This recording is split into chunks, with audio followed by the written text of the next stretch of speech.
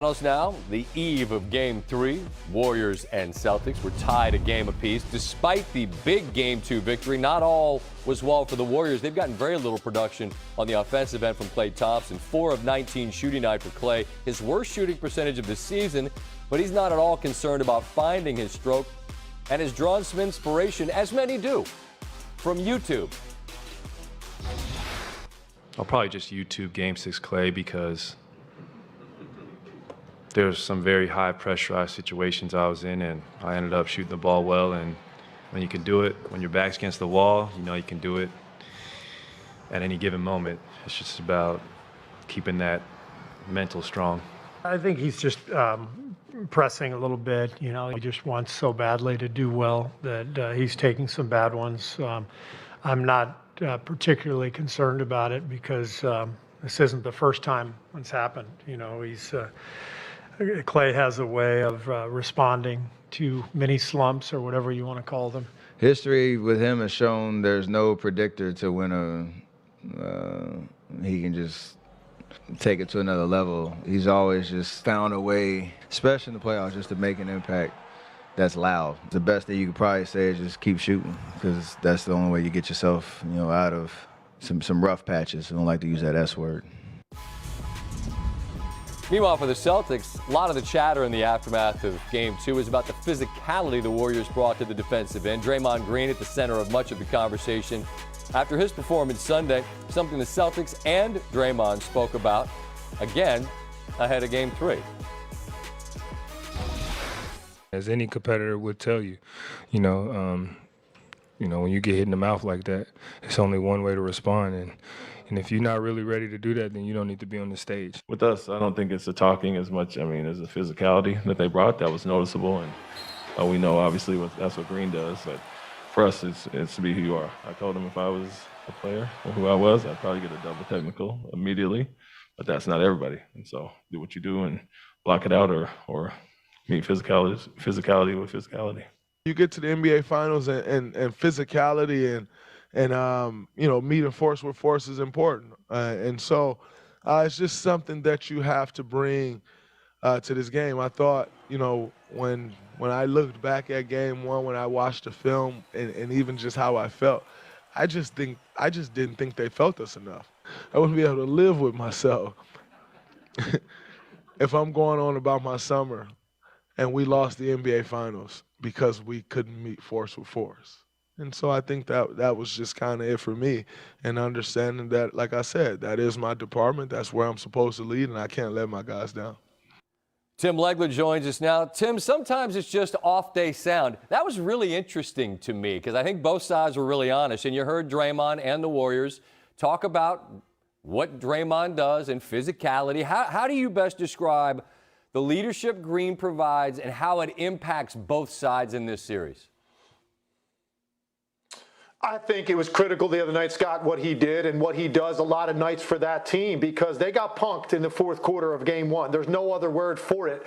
Not only was Boston outplaying them and dominating them, they were talking to them, they were celebrating, they were having a good time on their home court.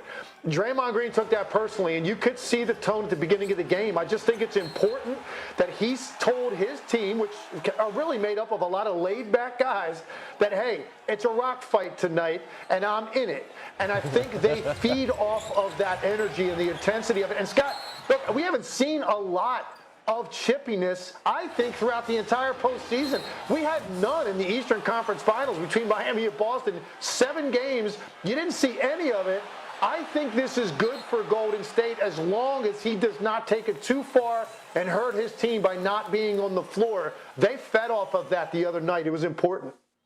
There's a conversation, we could do it somewhere down the road, about Draymond and taking that early technical. Like, he's willing to take the one free throw tax because then it means he can do whatever he wants the rest of the game, because they're never calling that second tech, which is something he clearly knows. Now, 2 games is not a sample size, but it is enough on your yellow legal pads as you're jotting things down to notice a trend here or there. What's a trend in the first 2 games that you believe continues in Game 3 and beyond?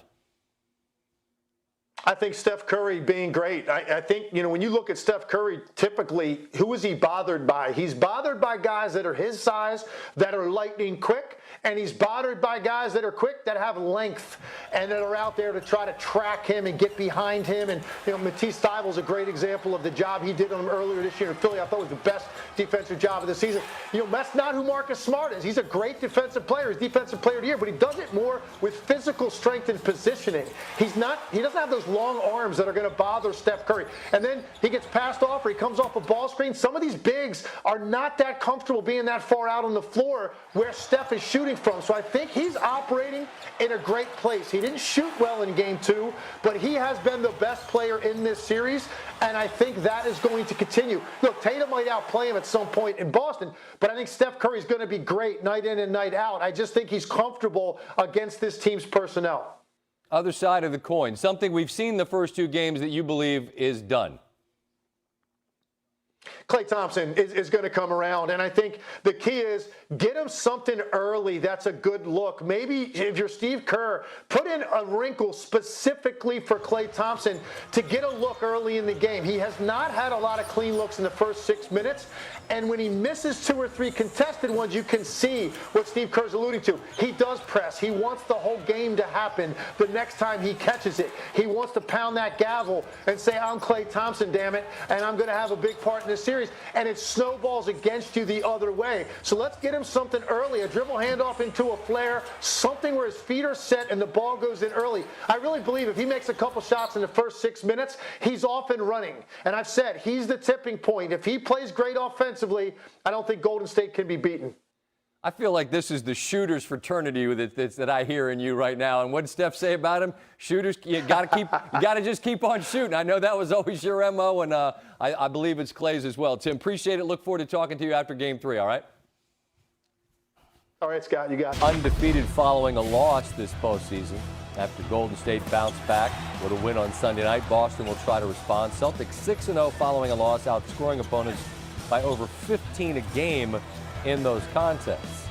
And after dropping one at the Chase Center, which was the first home loss of the playoffs, Warriors looking to steal one in Boston. Dating back to before Steve Kerr's tenure, the Warriors have won at least one road game in 26 consecutive playoff series. That's the longest streak all time.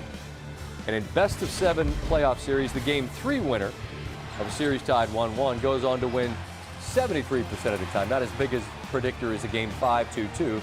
Warriors in this spot in 2019 as well. They lost Game 3 and lost to Toronto. Joined now by 8-time All-Star Vince Carter with some thoughts on the NBA Finals. Wednesday it's Game 3 as the series pivots to the East Coast in Boston.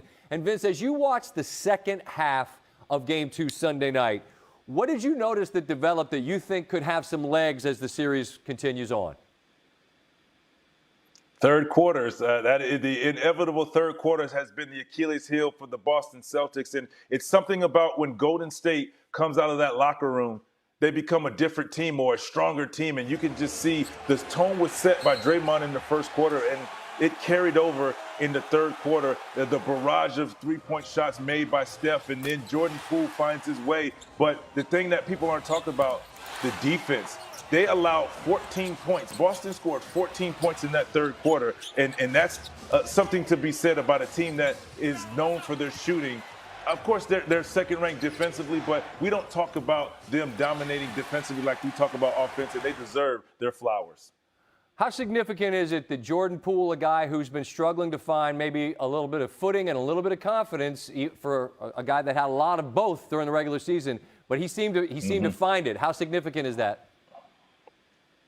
I tell you what, Scott, it's scary, and it's a dangerous game. I think the Boston Celtics played, allowing him, and I do use the word allowing him to find his rhythm, because even in the first half of Game 2, he just looked lost and he couldn't find his way, getting his shot blocked, falling all over the floor from getting his shot blocked, trying to find a way to score. And then the second half happens. I think Golden State put him in that Steph package, put him in the pick and roll, and he found some success. And he started seeing that shot go in, and it went from rolling on the floor to his swagger back. And you can just see the confidence he had once he hit that shot in the third quarter. You can just see the swag, and that's a dangerous game. And yes, the question is, will it travel? You never know, because you've allowed him to find his way and figure some things out. Vince, when Game 3 starts and you're looking for a barometer to tell you the direction that the game, and maybe even the series to some degree, might go, what are you looking for?